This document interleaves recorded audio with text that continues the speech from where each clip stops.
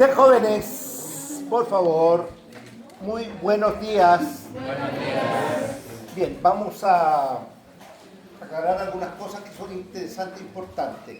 Hoy día hay práctico en primer lugar, ¿ya? Así que vamos a hacer clase y después vamos a hacer un práctico. Lo otro que es importante decirle es lo siguiente: estamos sumamente complicados para terminar la asignatura en cuanto a horas de clases. ¿Por qué? Porque el 20 es feriado, el próximo viernes. Hay una celebración, ¿no es cierto?, que se llama Huitzipanto, exactamente, no se hablan mapudungunyo muy bien. Y eso nos va a matar un día lunes, el próximo lunes 16, no hay clases en la mañana, porque es Huitzipanto. Sí, qué bueno, dice usted, pero va a haber al final el problema. El problema es que nosotros vamos a tener que meterle la materia doblemente, es decir, hacer dos clases en una, ¿vean? Y eso es el problema de ustedes. ¿Y no podemos venir? Escúchame, habla más fuerte porque no te escucho.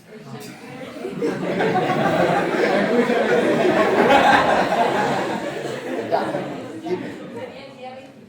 No, cambiaron hoy día, acaba de llegar, estamos por eso complicados. Acaba de llegar un comunicado del decano de la Facultad de Medicina, en donde nos dice que el Huitzipanto, no de medicina, sino de la universidad, porque viene de pregrado, se cambió del 23 al 16 ahora, porque las comunidades mapuches pidieron que fuera el 16 y no el 23.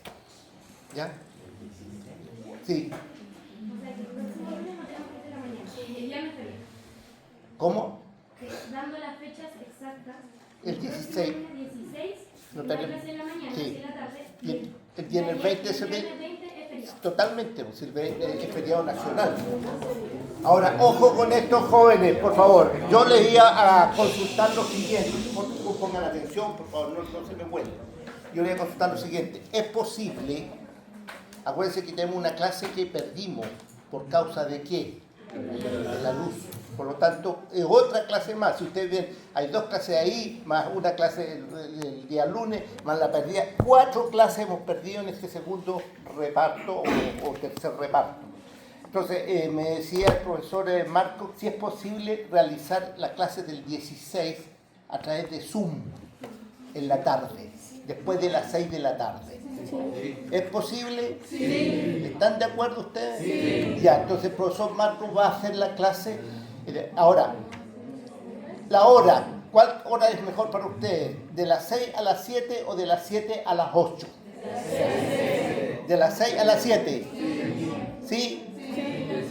Ya. Pero Sí. una consulta, lo que pasa es que hay compañeros que igual tenemos prácticos y igual se cancelan las clases para los prácticos. No, mira, en la mañana nomás no hay clase, en la mañana. Nada, mira, el comunicado dice que, les repito el comunicado, en la mañana no hay clases, pero en la tarde clases normales, como todos los días. Lo único que se prohibió fueron hacer pruebas el día 16, nada más. Yo creo que lo mejor para los alumnos que tenemos prácticos el lunes de biología sería de 7 a 8. Para que alcancemos a llegar a las clases. Ya. Bueno, aquí hay un problema con tu compañero. Él dice que tiene clases de 6 a 7, entonces sería mejor de 7 a 8. ¿Están de acuerdo ustedes o no? Sí. ¿No hay problema? No. Ya, entonces yo le voy a decir al profesor Marcos para que le indique el Zoom que tienen que meterse y toda la cosa. Entonces el lunes 16, entonces de 7 a 8, haríamos la clase de la mañana. Nosotros vamos a estar aquí en la mañana normalmente. Ahora, el problema es que la universidad decreta que no hay clase y quizás si nosotros hacemos clase nos pueden cortar la cabeza. Entonces es preferible hacerla a través de esa vía. Ahora, el 23 es normal, como todo lo decir, no hay feriado el 23 ni nada por el estilo. Ahí sí que es normal. Es solamente el 16. Cambiaron la fecha del 23 por el 16. Eso es lo único que se hizo. ¿Ya? ¿Estamos? Y acuérdense que el 27 es la prueba. la clase del viernes tenemos que ver más adelante si la recuperamos un día, así como hacemos la clase del lunes, podemos hacer otra clase Zoom el otro lunes más adelante. Y ahí recuperamos. ¿Ya? Bien. Hoy día yo voy a hacer una clase que es importante para ustedes, que constituyen, ¿no es cierto?, las arterias de lo que es.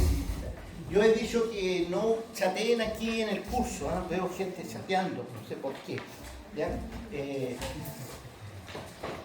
Traten de no usar su teléfono aquí, ¿ya? De lo posible. Bien, arterias de la cabeza y cuello. Rápidamente vamos a hacer la presentación para que ustedes tengan. Cuando nosotros hablamos de cabeza y cuello, tenemos que pensar en que ustedes este es el lugar de su trabajo futuro. Ustedes como futuros odontólogos van a trabajar en cabeza, ¿no es cierto?, y en cuello. ¿Qué vamos a dar la luz de atrás? ¿Les molesta? Ah, ya. Esas son las arterias, por lo tanto son bastantes. Y así nosotros vemos, ¿no es cierto?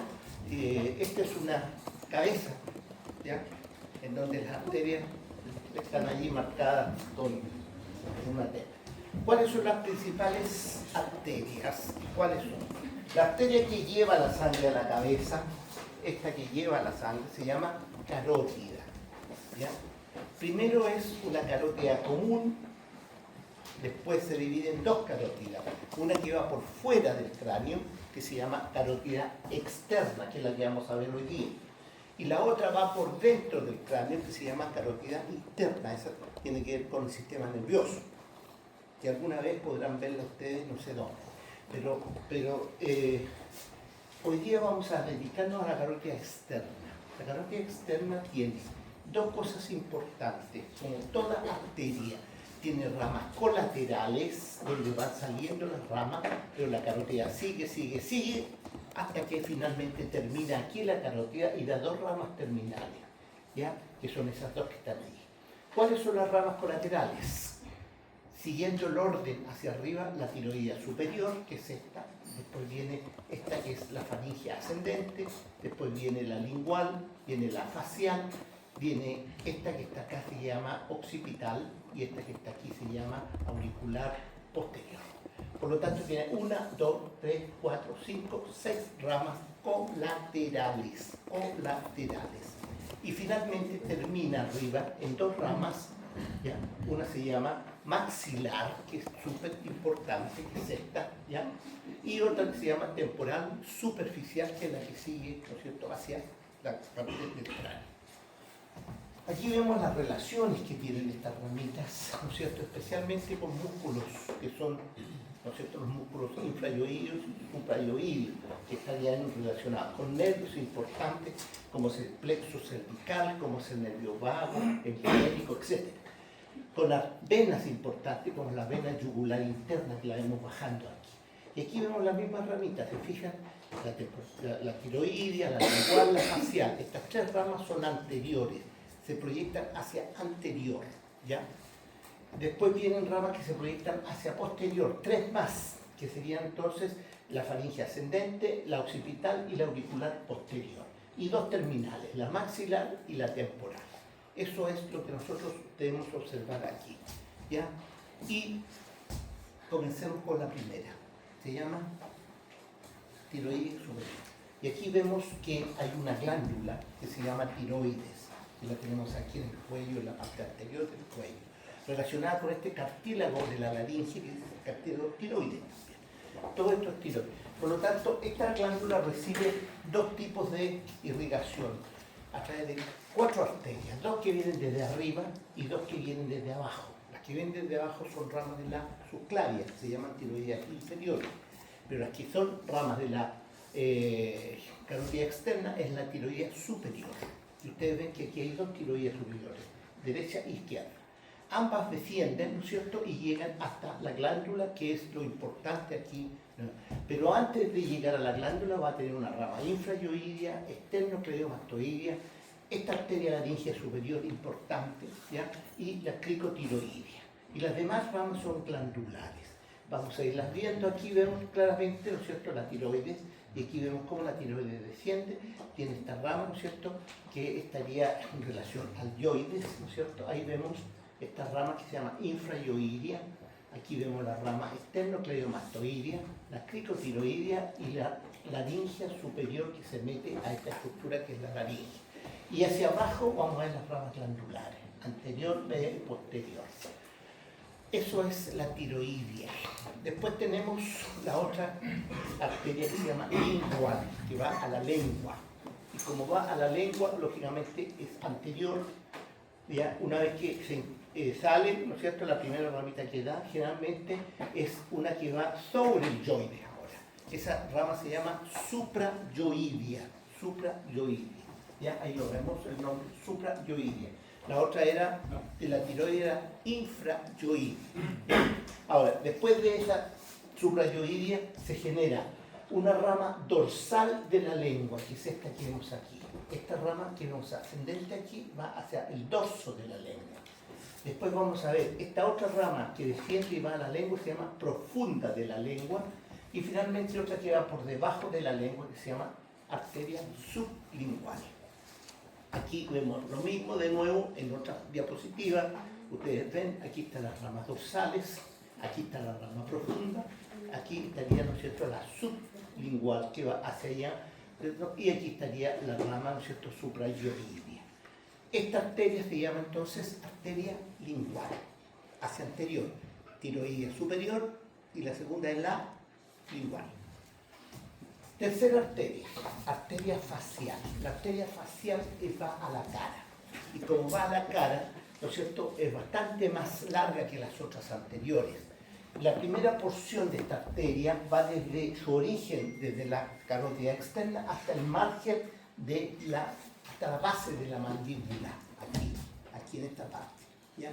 Incluso aquí podemos tomar el pulso. Nosotros si ponemos el dedo aquí y apretamos un poquito, vamos a sentir el pulso de la arteria. En esta zona inferior, horizontal aquí, antes de llegar al margen para irse hacia arriba, da 4 ramitos importantes, 4 ramos, ¿ya?, colaterales. ¿Ya? El primero de ellos es este que está aquí, ¿lo ven ahí? Ahí va hacia arriba, se llama arteria palatina ascendente. Arteria palatina ascendente. Un segundo ramo, que es este que va aquí, va a la tonsila, La tonsila es la que antiguamente la llamamos nosotros la amígdala, ahora se llama tonsila. ¿Ya? Y después se encuentra con esta glándula submandibular aquí. Cuando se encuentra con la glándula, da ramos glandulares para esta glándula submandibular. Y antes de doblar por la base hacia arriba, da una rama que va por debajo de esta base y se llama arteria submentoniana. Se proyecta hacia adelante aquí. Todo esto ocurre aquí, en esta parte baja. ¿Ya? Una vez que llegó aquí la arteria, se dobla hacia arriba y se comienza a caminar hasta el margen medial del ojo. ¿Y qué vamos a encontrar allí, en este camino hacia arriba? Miren, ahí va el camino, Vamos a encontrar, ¿no es cierto?, una serie de arterias. En primer lugar, los labios. Los labios tienen una arteria labial inferior y una arteria labial superior. Por arriba de los labios y por debajo de los labios van arterias labiales. Después esta arteria se encuentra con la nariz, con la parte nasal. Por lo tanto, ahí hay una arteria, una rama lateral de la nariz. Que la vemos ahí, ¿no es cierto?, claramente. Y finalmente sigue su trayecto y llega al margen medial del ojo, de la órbita aquí, con una rama que se llama rama angular, o sea, arteria angular. Entonces hay 4 ramas en su ascenso, 2 labiales, superior e inferior, una nasal, ¿no es cierto?, lateral, que es una rama, y una arteria que se llama angular, que se mete aquí en el ángulo del ojo, la parte medial. Esta arteria entonces es la arteria facial. Aquí la vemos de nuevo, en la porción horizontal abajo, ¿ya?, con 1, 2, 3 y 4 ramas, y la parte ascendente con 1, 2, 3 y finalmente la angular, que sería la 4ª rama. Por lo tanto, vamos a tener 8 ramas, ¿no es cierto? La angular es rama terminal de la facial. y las otras 7 ramas son colaterales. ¿Ya? Entonces ahí tenemos esta arteria que se llama entonces. Después tenemos una arteria bien compleja, que es difícil de verla, muy complicada de verla, que nace aquí en la parte baja y que sube, aquí la vemos, su origen es aquí en este punto, ahí está naciendo, esta es la arteria carótida interna y esta es la externa. Ahí nace, asciende y va ahí va, hacia arriba. ¿Sí? Pasa por la parte lateral de la faringe, por lo tanto genera una serie de pequeños ramitos a la faringe. Entonces hay unos ramos que se llaman ramos faringe. Y finalmente llega a la base del cráneo, y en la base del cráneo da dos terminales. Una que se llama meningia posterior y la otra que se llama palatimpánica inferior. Entonces aquí hay dos, ahí vemos, se ve poco aquí en esta figura por el color, pero aquí se ve mejor la arteria, ¿ven? Ahí va subiendo. Esta arteria es una arteria delgadita, finita, es rama posterior y asciende, se llama faringe ascendente. Da ramo faringio y dos terminales, ¿no es cierto?, que son la timpánica y la meningia. La otra arteria que van hacia atrás es esta, tremenda arteria que se mete, ¿no es cierto?, bajo lo que es el proceso mastoide, ¿ya? Y aparece por detrás de la parte occipital. Esta arteria en su recorrido da una rama mastoidea, ¿no es cierto?, ramas auriculares a la parte, rama para el músculo que nace aquí, que se llama esternocleidomastoideo, ¿ya? Y después las ramas occipitales, ¿no es cierto?, y una rama descendente que la vemos ahí, y estas son ramas occipitales que a veces también tienen una rama meningia que aparece en algunas ocasiones. Esta arteria se llama arteria occipital. Después, más hacia arriba, ustedes tienen otra ramita más pequeña, ya esta está aquí, esa está ahí. Esa ramita más pequeña se llama auricular posterior, corresponde al pabellón auricular esencialmente. ¿Y qué vamos a tener? Esta auricular posterior que va ascendiendo aquí, ¿no es cierto? Es una arteria que la vemos aquí mejor, en esta figura. Ustedes se dan cuenta que aquí está el proceso tiloides, ¿ya? Tiene una rama parotidia, tiene esta ramita, ¿no es cierto?, que va por detrás aquí, por eso se llama estilomastoidea, ¿ya?, que se mete por el foramen, incluso estilomastoideo, una rama auricular, ¿ya?, una rama occipital. Eso tiene, ¿no es cierto?, hay una timpánica, que es timpánica posterior. Estas son las ramas colaterales de la arteria auricular posterior.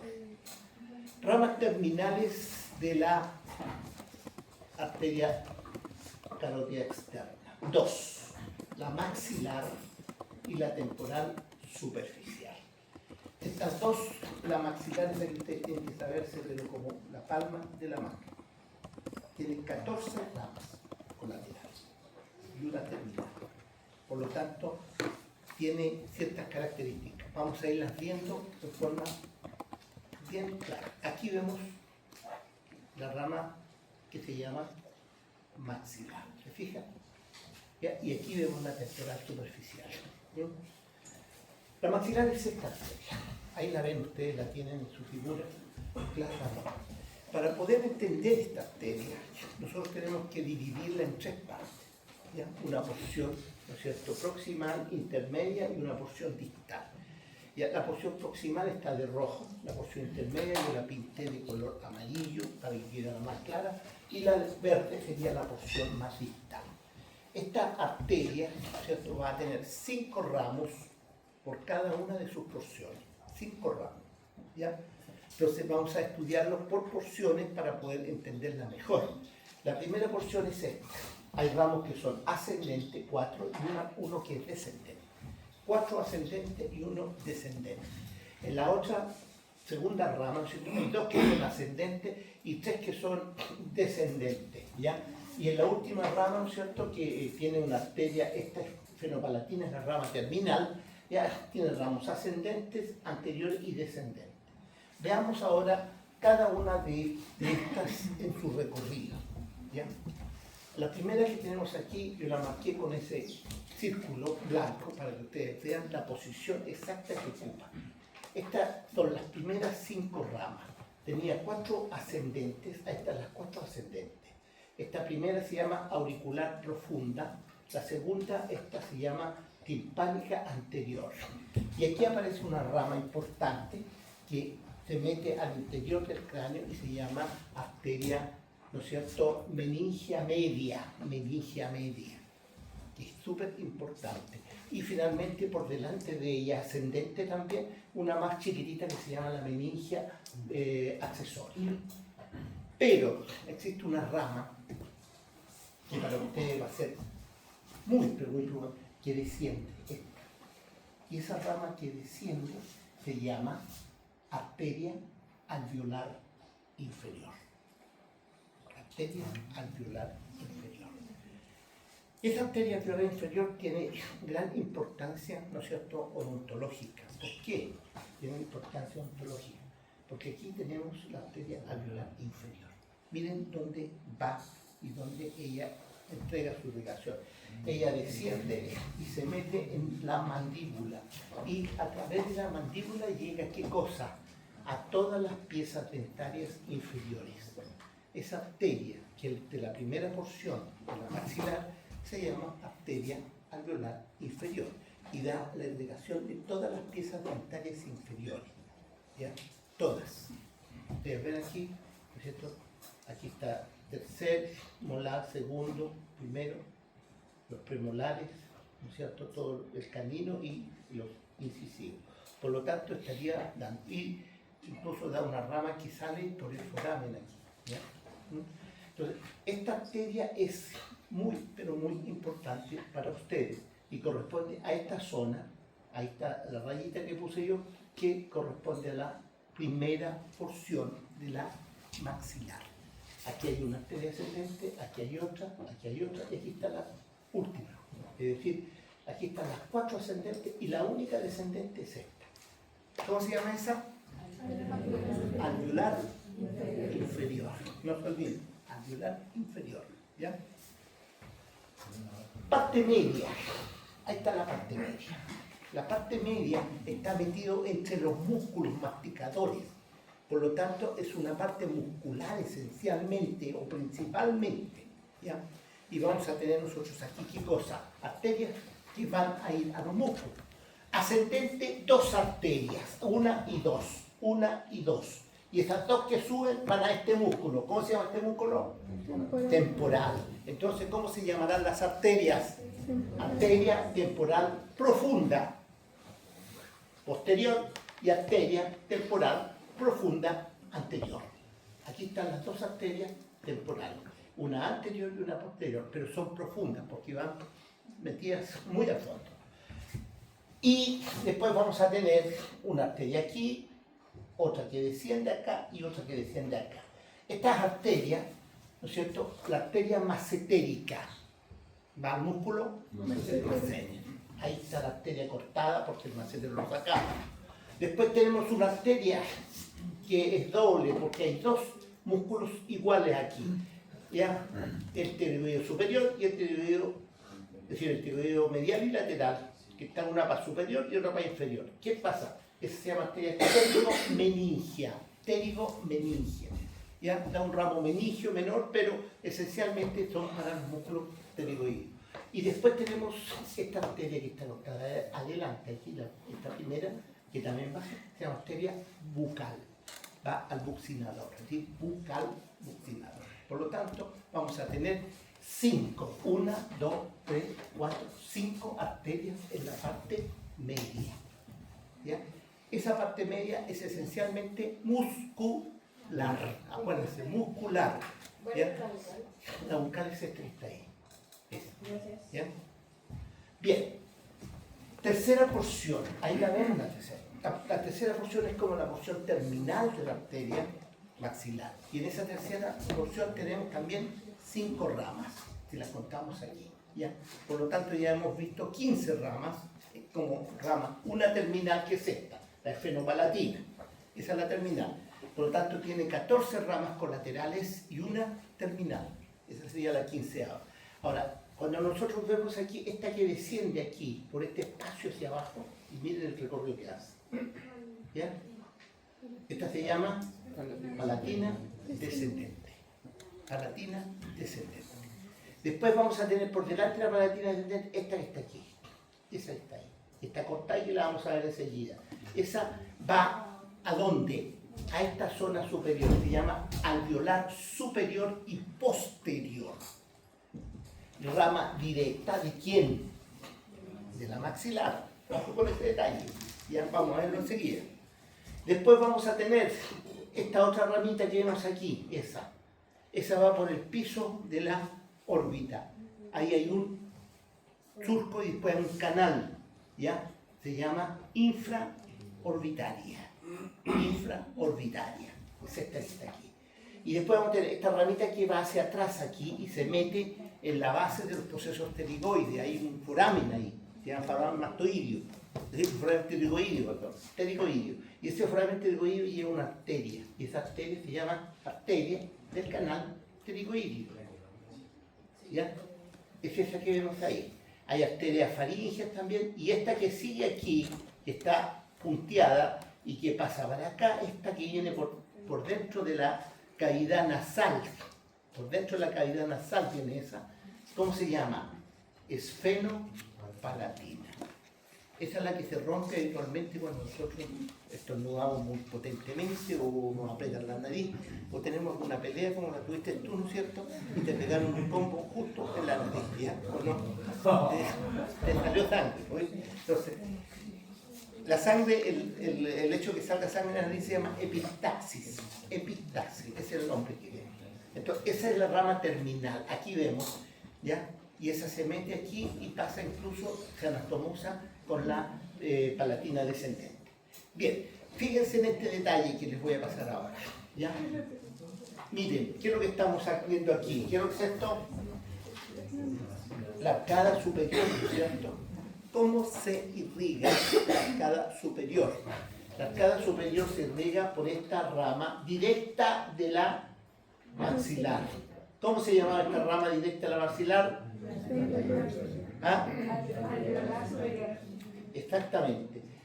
Entonces, ¿qué estructuras dentales, qué piezas dentales irriga esa arteria? Tercer molar, segundo molar, primer molar, segundo premolar y primer premolar. Hasta ahí llega. Entonces, esta arteria que se llama arteria alveolar superior y posterior da la irrigación hasta desde el primer molar hacia atrás. ¿Estamos? Ahora, ¿qué pasa con las piezas anteriores? ¿Ya? ¿Qué pasa con las piezas anteriores? Tienen también irrigación, ¿te fijas? Pero ¿de dónde viene la arteria? Esta que está aquí, y esta arteria, ¿cómo se llama? Suborbitaria. La suborbitaria da esta arteria. Y esta arteria que da la suborbitaria es la arteria alveolar superior anterior. Anterior. ¿Ya?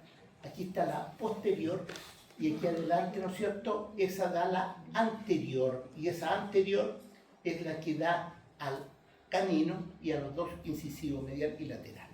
Por lo tanto, esa es la forma como se irriga la arcada superior. La arcada inferior es la alveolar inferior completa, una sola. Arriba tiene dos arterias, una que es rama directa y la otra es rama indirecta porque es rama de un arco lateral que sería entonces la suborbital. Bien, aquí tenemos el septo nasal, de repente abrió el septo nasal aquí, la parte lateral y la parte medial, y hay arterias nasales posteriores, laterales y septales posteriores. Todas estas son ramas de la esfenopalatina. La esfenopalatina da la irrigación dentro de la nariz completamente. Bien, la otra arteria es temporal superficial, que es la que sigue hacia arriba por delante del pabellón auricular y da una serie de ramitas, una que se llama transversal de la cara, otra que se llama, no sé, esta es transversal de la cara, ahí vemos la transversal de la cara que gira hacia adelante, otra que va en relación, ¿no es cierto?, con el arco orbitario, con el arco, ¿no es cierto?, cigomático que está ahí, Y ese arco cigomático, ¿no es cierto? Arteria cigomática orbitaria se llama. Arteria cigomática orbitaria. Las ramas auriculares, pabellón auricular, y enseguida esa temporal da una temporal media aquí que se divide en un ramo frontal y un ramo parietal. Aquí lo vemos lo mismo, transversa de la cara, esta sería la cigomática orbitaria, la temporal media y las ramas, ¿no es cierto?, que son frontales y parietales, más las ramas glandulares y las ramas que están en relación con el pabellón. Ahí tenemos lo mismo, de nuevo, otra figura que nos muestra entonces la distribución de lo que es esta arteria, que es la arteria temporal superficial. ¿Qué pasa en el cuello ahora? ¿Qué pasa en el cuello? En el cuello nosotros vamos a tener arterias que son cervicales esencialmente, cervicales, ¿ya? Y esas cervicales son todas ramas prácticamente de la subclavia. Y en la subclavia vamos a ver troncos. Aquí hay un tronco tiro cervical y un tronco costo cervical, ¿ya?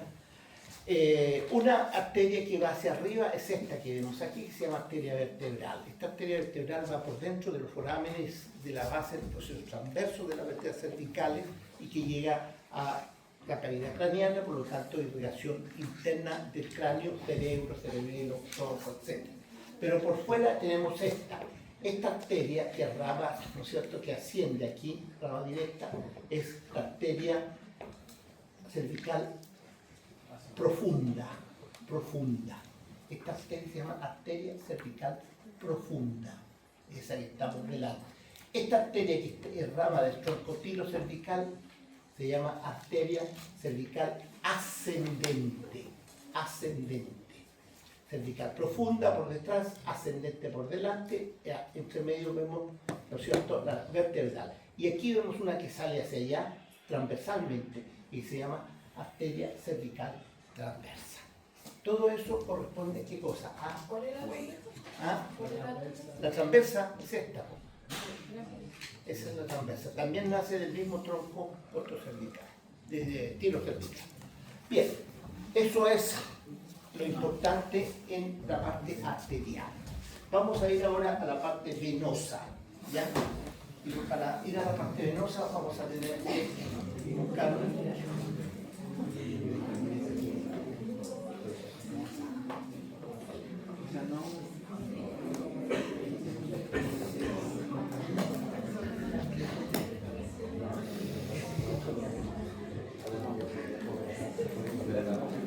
Bien, aquí tenemos entonces las venas y los linfonodos de la cabeza y cuello. Vamos a ver rápidamente esta parte. Cuando nosotros estudiamos esto, ¿no es cierto?, tenemos que pensar que toda la sangre que nos llegó a la cabeza externamente e internamente tiene que volver. Y para volver ocupa, ¿no es cierto?, todo este sistema venoso que es bastante complejo. Yo les voy a mostrar una foto en donde está todo el sistema venoso, tanto interno como externo, ¿no es cierto?, es este. Como pueden ver, es bastante complejo. Si ustedes lo observan, ya ahí están los nombres de las venas, todo. Yo lo mantuve así para poder demostrarle a ustedes que el sistema venoso es complejo, no es una cosa tan simple. Pero lo vamos a tratar de hacer más simple en la explicación para que ustedes puedan entenderlo mejor. Bien, las venas de la superficie externa de nuestra cabeza son dos grandes venas que vienen de arriba. Esta que viene aquí, ¿cierto?, que se llama la vena temporal superficial, que trae la sangre desde la parte del cráneo, y una que trae la sangre desde la cara, esta que viene descendiendo aquí, que se llama la vena facial.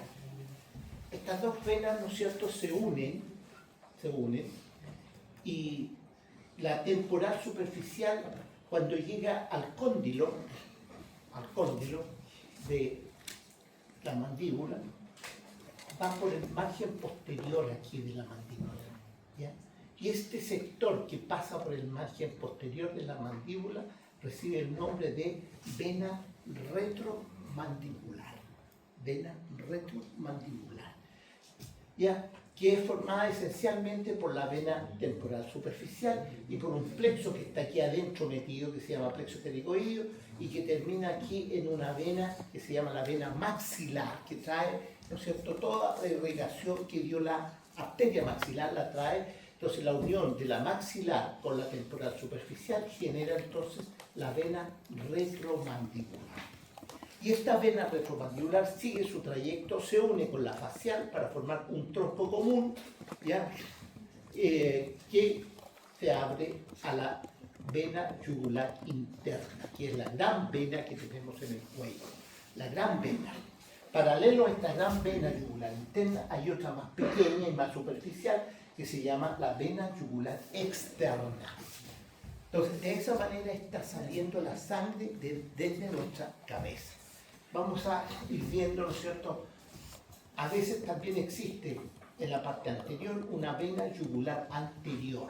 No siempre aparece, pero en algunas personas está aquí en la parte anterior. Vena facial. Esta vena facial es importante, ¿por qué? Porque hace un largo recorrido desde el ángulo medial de la órbita hasta la zona inferior, aquí de la mandíbula, la base de la mandíbula, donde se gira y se dirige para unirse con la retromandibular. En ese recorrido, ella recibe una gran cantidad, ¿no es cierto?, de tributarias. Eso se llaman tributarias. Y tenemos primero la vena angular, que vamos a hablar de ella en un minuto más, la importancia que tiene, la vena angular. Después vienen estas venas que vienen de la frente aquí arriba, ¿ya? Y ahí tenemos supratrocleares y supraorbitarias. Son dos venas que vienen desde la parte superior y caen aquí, ¿no es cierto? Y se meten a la vena facial.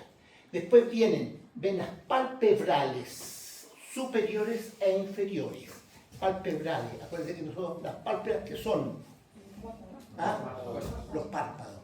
Tienen un párpado superior y un párpado inferior. Ambos tienen drenaje venoso separado, ¿ya? También tenemos venas que vienen de la región de la nariz, venas nasales externas, estamos hablando de la parte externa.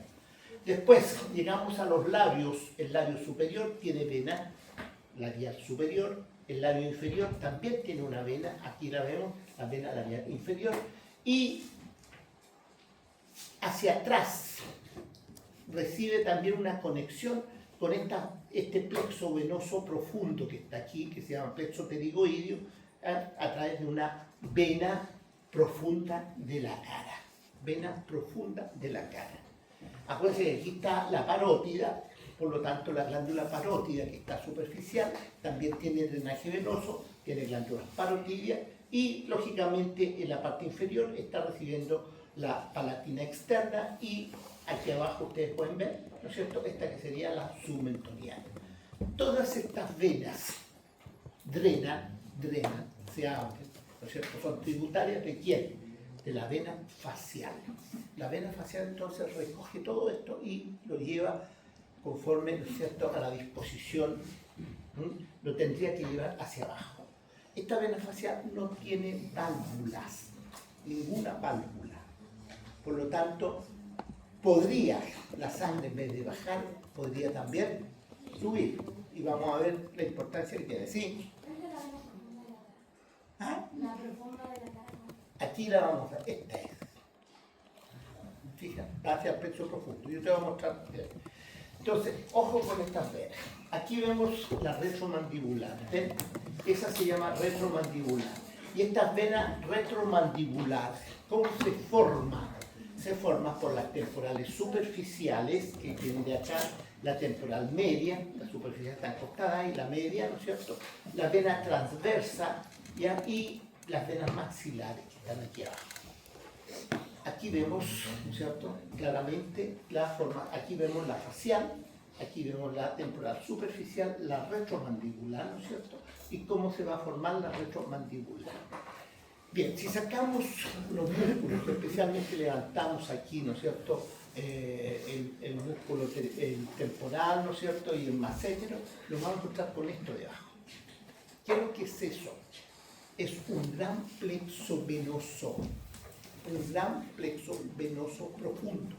Y ese plexo se llama plexo pterigoideo. Y uno dice, ¿por qué es tan grande? Bueno, porque drena todas las venas que generaba la arteria maxilar. La maxilar generaba 14 colaterales y una terminal.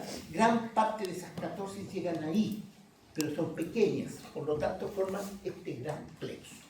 Este plexo, ¿no es cierto?, está formado por venas meningias medias, temporales profundas, canal pterigoideo, auriculares posteriores, parotidas, auriculares, timpánicas, estilomastoides, es decir, un montón de venas llegan aquí. Tiene conexión hacia anterior con la facial, con la profunda, vena profunda de la cara, que es de la facial, se conecta con este plexo. Y hacia atrás ella tiene un drenaje que es el más importante, formando esta vena. Esta vena que se forma aquí de este plexo se llama vena maxilar, ¿ya? Y esta vena maxilar, cuando se junta con la temporal superficial, es que forma la retromandibular. Entonces, ese detalle es importante. Ahora, este plexo es importantísimo para los dentistas. ¿Por qué es importante? Porque los accidentes, digamos, que suceden habitualmente cuando les ponen anestésico, muchas veces la aguja pasa más allá de lo habitual y ese anestésico cae a veces dentro de este plexo. Y cuando cae dentro de este plexo, ¿no es cierto?, comienza a ponerse roja la persona y comienza a aumentar el volumen de esta zona tremendamente, ¿ya? Y es un problema serio. Seguramente en el segundo semestre les van a pasar con mucho más detalle esos problemas, esos accidentes que pueden tener cuando ponen un anestésico, ¿ya? ¿Por qué? Porque han caído al plexo, ¿ya? Y en el plexo se forma aquí, ¿no es cierto?, se rompe el plexo y eso hace, ¿no es cierto?, que haya una gran hemorragia en ese sector. Entonces, este plexo pterigoideo, no se olviden, está metido debajo, entre los músculos pterigoideos superficiales, que son el temporal, el masseter, y los profundos, que son los pterigoideos medial y lateral. Entonces, este plexo es importante en la parte odontológica. Bien, aquí seguimos viendo lo mismo, llega la vena facial, la temporal superficial, la retromandibular, y todas ellas finalmente van a ir drenando prácticamente a la yugular interna. La yugular interna, aquí vemos el plexo pterigoideo, ¿ven? Este es el famoso plexo pterigoideo que tiene la conexión aquí con la vena profunda facial y aquí tiene la vena maxilar, ¿ven? Es el drenaje, la vena maxilar. Y aquí viene la temporal superficial, la retromandibular, y esa retromandibular que puede dar una rama para formar la yugular externa, pero se une con la facial para formar un tronco común, ¿no es cierto?, que a veces también está lingual, ahí se llama tronco tirolinguofacial, que llega a la yugular interna. Bien, una de las cosas más importantes que ustedes tienen que entender es lo siguiente, y este es un detalle también interesante. Nosotros tenemos aquí en la cara, miren, desde aquí a acá, un triángulo. Este triangulito que está aquí se llama triángulo de la muerte, ¿ya? No porque seamos feos, digamos, sino que más que nada porque este triángulo de la muerte, ¿qué tiene? Tiene una vena, Wilfredo, ¿no es cierto? Tiene una vena, ¿ya?, que asciende o desciende. Esta vena se llama facial. ¿Y por qué decimos nosotros que se llama triángulo de la muerte? Porque esta vena termina en la angular y la angular se conecta con esta vena. Esta vena se llama vena oftálmica superior. Y esta vena oftálmica superior drena en un seno venoso que se llama el seno cavernoso, que está dentro del cerebro, es decir, está dentro del cráneo, en la base del cerebro. Por lo tanto, tiene conexión con toda la parte, ¿no es cierto?, de la corteza cerebral y todo lo que es el cerebro. Ahora, esta zona de la cara para nosotros, especialmente para ustedes que son jóvenes, ¿qué es lo que empiezan a salir aquí realmente? Unos granitos, ¿no es cierto?, una espinillita ahí, ¿y qué hacemos nosotros en el espejo? ¿Cierto? Vamos apretando. Podemos, ¿qué cosa?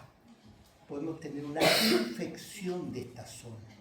Y esa infección es tomada por los vasos venosos y en vez de sacarla hacia abajo, la pueden subir hacia arriba. Y esa infección puede meterse por la vena angular a la vena oftálmica y llegar ¿a dónde?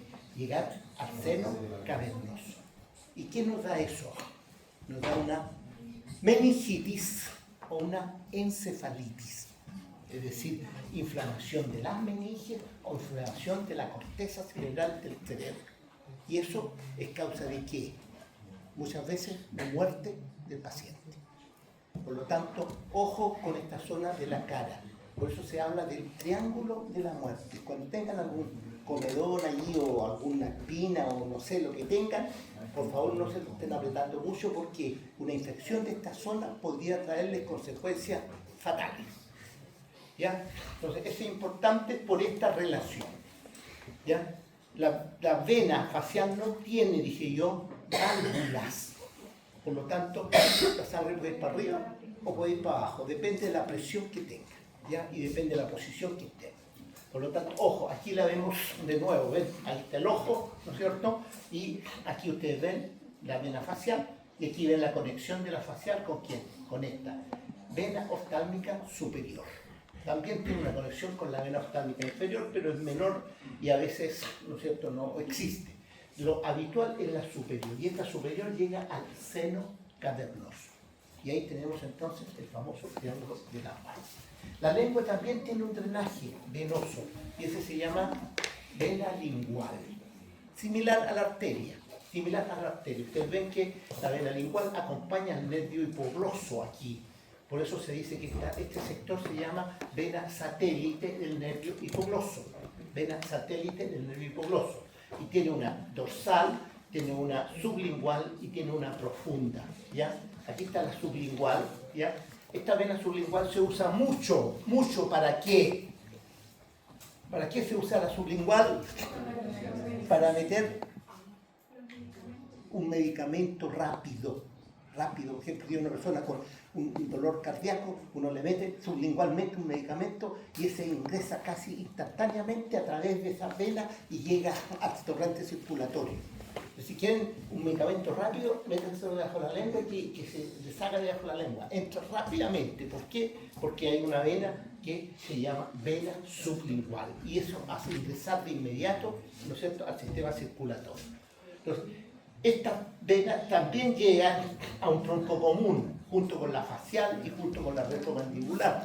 Por eso las variaciones son bastante amplias. ¿Ya? Ahora, ojo con esto. Este es el cráneo, la base del cráneo. ¿Ya? Y este foramen que está aquí, ¿ya?, se llama foramen yugular. Foramen yugular. ¿Por qué se llama foramen yugular? Porque aquí comienza esta vena, que se llama la vena yugular interna. Y esta vena yugular interna, como ves, es continuación de este seno, se llama seno sigmoide. Seno sigmoide. Este seno sigmoide viene descendiendo y continúa hacia abajo, ¿ya? Es decir, llega hasta aquí el seno, y de ahí hacia abajo viene la vena yugular interna. También viene este seno que se llama seno petroso inferior. También cae a este nivel. Y aquí están los nervios, los tres nervios que pasan por esta vena. El 9, el 10 y el 11. El glosofaringio, el vago, ¿no es cierto?, y el accesorio. Esta vena yugular, la vemos aquí, es la principal vena que tenemos en el cuello. La más grande de todas. ¿Y por qué es tan grande esta vena? Porque trae toda la sangre que estaba dentro de nuestro cerebro, es decir, dentro del cráneo. Dentro del cráneo, esencialmente. Y además, hay mucha sangre de afuera que le llega también. Por lo tanto, comienza arriba, fijándose en la base del cráneo, a través del bulbo superior de la vena yugular. Hay como una zona más ampliada que se llama bulbo. Y enseguida comienzan a llegar, ¿ya?, la vena del acueducto coclear, hay un bulbo inferior, un plexo faringio, venas faringias, venas meningias, venas linguales, tiroides superior, tiroides media, esternocleidomastoidea y vena laringia superior. Todas ellas van llegando de alguna manera para formar, ¿no es cierto?, a esta gran vena yugular interna, que es la vena del cuello principalmente. Y ahí vemos el descenso que hace esta vena lateralmente y más profundamente, ¿no es cierto? ¿Ya? Y aquí vemos la retromandibular, cómo se une, aquí está la facial, el tronco común y llega también. ¿Ya? Y ahí vemos la retromandibular con sus características venas que la conforman, digamos. Ahora, sobre el esternocleidomastoideo y debajo de la piel, ¿ya? Cuando uno está medio estresado, dice, ah, se te hinchó la vena aquí, ¿no es cierto? ¿No? ¿Ya? Porque es la vena yugular externa que pasa sobre el esternocleidomastoideo y a algunas personas se le nota bastante esta vena. Y esa se llama yugular externa. Vista lateralmente, hace ese recorrido ahí. ¿Me fijan? Este es el músculo esternocleidomastoideo que está allí. Esta vena yugular externa se forma por venas auriculares posteriores, yugular anterior, que es esta que vemos aquí. Hay una supraescapular que llega abajo y una transversa del cuello que está llegando a ese nivel.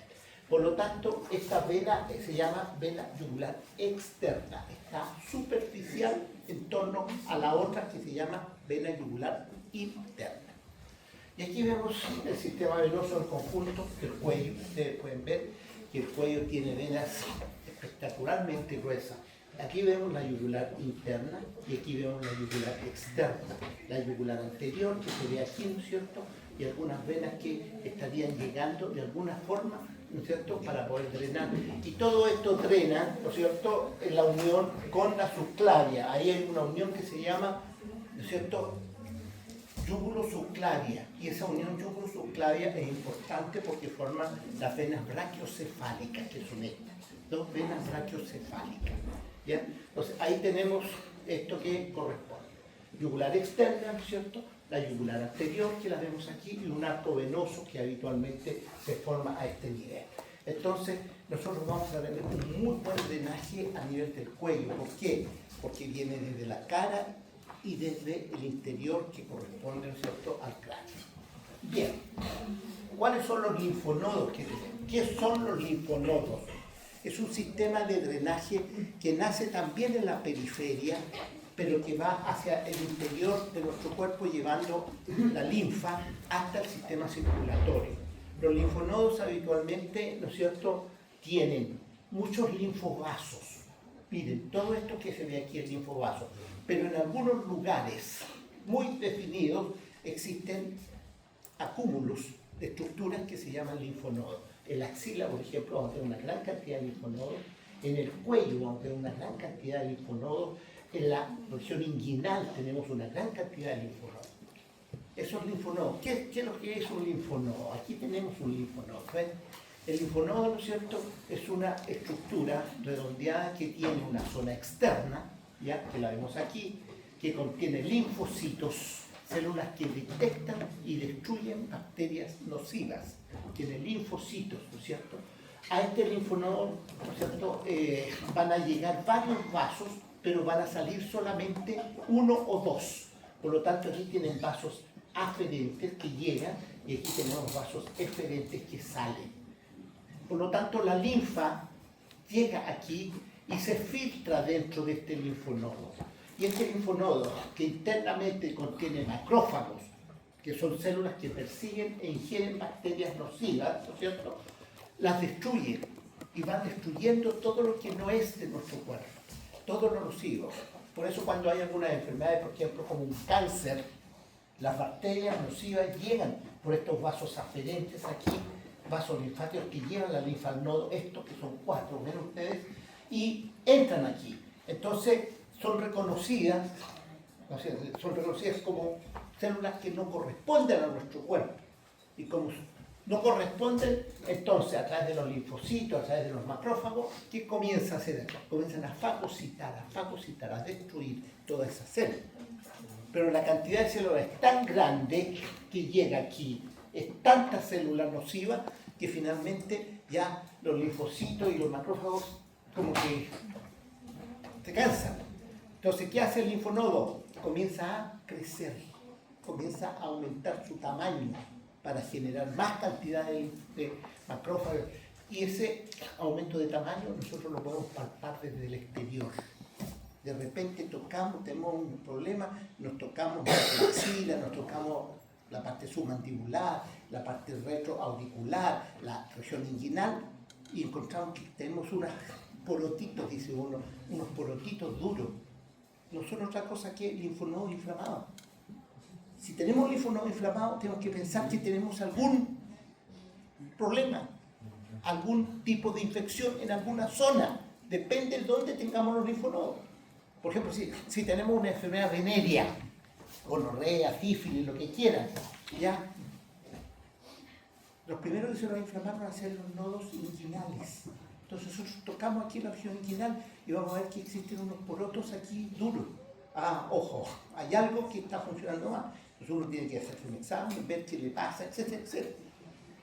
Un cáncer mamario, por ejemplo, ¿ya? No va a dar dolor ni un problema. Pero la paciente se toca la región axilar, chuta. Oye, mira, tengo unos pelotos aquí debajo de la axila. ¿Por qué? Porque el cáncer ya se le expandió hasta la región inguinal. Y cuando se expande el cáncer, ya estamos en un periodo secundario o terciario que quizás no tiene solución. Entonces, ojo con los linfonodos, son súper importantes, porque nos dan a conocer si la persona tiene algún tipo de infección, ¿ya? Entonces, ojo con ese tema. Este es un linfonodo, entonces. Internamente, entonces, contiene macrófagos, linfocitos externos y 4 vasos aferentes y solo 1 o 2 vasos eferentes. Es decir, llegan muchos vasos, pero se filtran y sale solamente la linfa buena por un solo vaso. Aquí tenemos un corte histológico de la misma estructura.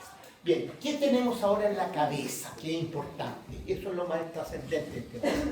¿Qué linfonodos tenemos en la cabeza superficial?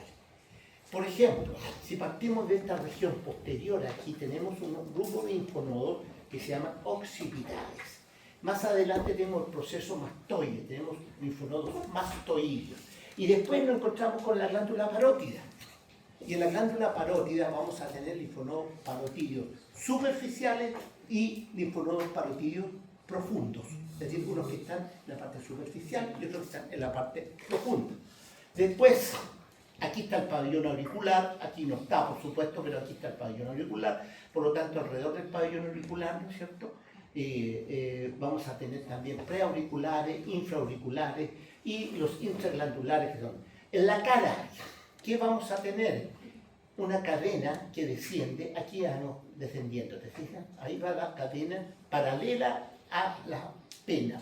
Y ahí vamos a tener un linfonodo buccinatorio, un linfonodo nasolabial, que lo vemos aquí vemos el buccinador, un nasolabial, un cigomático, ¿cierto? Y más abajo vamos a ver mandibulares y linguales. Por lo tanto, vamos a tener una cadena de linfonodos. Si ustedes tienen una infección en una pieza inferior, lo más probable es que si ustedes tocan al paciente aquí debajo de la base de la mandíbula, van a encontrar linfonodos aumentados de tamaño aquí debajo. ¿Ya? ¿Por qué? Porque el paciente tiene una infección en la mandíbula, en las piezas inferiores mandibulares. Aquí vemos, ¿no es cierto?, los parotidios profundos, que vemos aquí. Este es el grupo parotidio profundo. Estos son los submentonianos, que están debajo del mentón, y estos son los submandibulares. ¿Ya? Aquí tenemos los occipitales y los mastoideos. Miren aquí cómo está el drenaje. El drenaje de la cara, todo va a caer ¿dónde? En esta zona. Y de ahí baja al cuello. Hay ciertas áreas específicas, ¿no es cierto?, que nosotros la encontramos. Hay un grupo parotidio, por ejemplo, ¿ya? Un grupo parotidio que tiene 1, 2, 3, tiene como 8 linfonodos. ¿Ya? Aquí tenemos un grupo facial, que lo vemos allí, el grupo de la cara, y ahí tienen los nombres. Grupo parotidio superficial y profundo, preauricular, infraauricular, un grupo de la cara, nasolabial, cigomático, mandibular. Aquí está el submandibular y aquí está el submentoniano o mentoniano. Aquí vemos, ¿no es cierto?, los mentonianos, submandibulares, y nos metemos a la zona del cuello.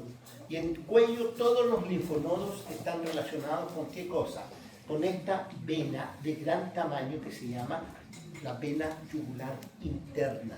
Y alrededor de esta vena vamos a encontrar linfonodos anteriores, ¿no es cierto?, y linfonodos anteriores que son profundos y superficiales. Los infrayoideos, los prelaringeos, los tiroideos, los pretraquiales, los paratraquiales. ¿ya? Vamos a encontrar también linfonodos laterales, ¿ya? Y entre esos laterales hay dos que son súper importantes, que son como elementos principales. Uno que está en relación con el músculo digástrico. Miren aquí, este se llama digástrico. ¿Se acuerdan de él o no? Sí, más o menos nomás. Este se llama estiloyoideo. Aquí hay un linfonodo importante, ese que está ahí. Ese se llama nodo yúgulo-digástrico. Yúgulo-digástrico. ¿Ya? Este es como un nodo principal. Y de esta misma cadena, aquí abajo hay otro principal. Este está en relación con este otro músculo infrayoideo que se llama el homoyoideo. Por lo tanto, este se llama entonces el nodo yúgulo homoyoideo. Ahí tenemos el nombre, yúgulo homoyoideo. Este está aquí. Y aquí hay una cadena, entonces, cadena lateral profunda. Esta cadena profunda va a tener una serie. Aquí tenemos los profundos superiores, que son el yúgulo superior lateral, yúgulo superior anterior. En la cadena profunda vamos a tener yúgulo inferior lateral y yúgulo inferior anterior. Más abajo los supraclaviculares y los retrofaringeos. Todos estos linfonodos son del cuello, ¿ya? Aquí ustedes pueden tocarse el cuello y de repente encontrarse algún linfonodo inflamado. Y si está inflamado es porque existe algún proceso inflamatorio en alguna parte de su cuerpo. A lo mejor no le va a dar dolor, no van a sentir ningún problema, pero sí tienen los linfonodos inflamados. Entonces tienen que preocuparse, ¿ya? Aquí tenemos, sí. ¿Por qué, por ejemplo, después de una enfermedad, uno ya demora en que se desinflame? Porque demora en llegar desde el punto donde se formó tu enfermedad al linfonodo, demora en llegar la célula. ¿Ya? Y la célula macrófago, la célula externa, el anticuerpo, digamos, no la revolución, el elemento que infecta, digamos, y llega tardíamente y ahí comienza, demora. Ahora, esto se ve mucho y es muy importante en enfermedades como el cáncer. El cáncer es fundamental, ¿ya? Entonces, aquí tenemos los linfonodos del cuello, cervicales anteriores, superficiales, anteriores profundos, cervicales laterales profundos y cervicales laterales e inferiores profundos. Esos son los grupos del cuello, como pueden ver ustedes, y están radicados aquí en esta zona del cuello. Por lo tanto, todos estos linfonodos nos van a nosotros a... Y aquí están las vías, fíjense cómo las vías linfáticas, cómo descienden. Si tenemos una infección aquí arriba, en la cabeza o aquí, nos pegamos en la cabeza y se nos infectó esta zona, los linfonodos descienden y van a ir a los retroauriculares, a los mastoideos, a los occipitales, pueden ir a los parotidios también, superficiales. Es decir, cualquier infección que tengamos en cuero cabelludo podría hacer que los linfonodos de esa zona avancen. Hay ciertas enfermedades que se dice, tales linfonodos están inflamados cuando existe esta enfermedad, ¿ya? Y podemos encontrar. Y aquí vemos de nuevo los linfonodos cervicales laterales profundos, yugulares laterales, anteriores, yugulodigástricos, ahí yugulodigástricos, ¿no es cierto? Es decir, todo nuestro cuerpo está lleno de linfonodos.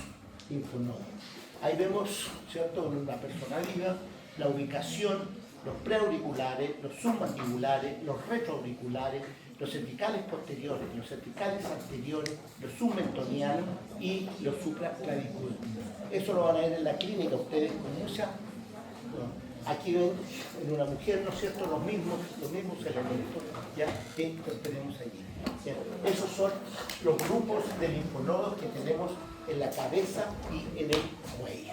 Y todos estos grupos de linfonodos drenan a la confluencia yúgulo-subclavia, ya sea a través de este gran conducto que se llama el ducto torácico o a través del ducto linfático derecho que llegan allá. Esto, ¿no es cierto?, está en el linfonodo. Y el drenaje del linfonodo de nuestro cuerpo se hace de esta manera que vemos aquí. Es decir, el drenaje linfático tiene todo lo que está de azul, es el ducto torácico, es el conducto torácico. Los miembros inferiores, el abdomen y toda la mitad izquierda del tórax, el brazo, es decir, el miembro superior izquierdo, cuello y cara. Todo esto drena a través del ducto torácico. Toda la mitad izquierda más el abdomen y los dos miembros inferiores. y la mitad derecha del tórax, el brazo derecho, la mitad derecha del cuello y la cabeza drenan a través del ducto linfático derecho. Esa es la forma como llega la linfa al sistema circulatorio nuevamente y se une con la sangre para continuar girando dentro del órgano. Bien, eso es entonces el tema de hoy. Me parece que vamos a pasar de inmediato.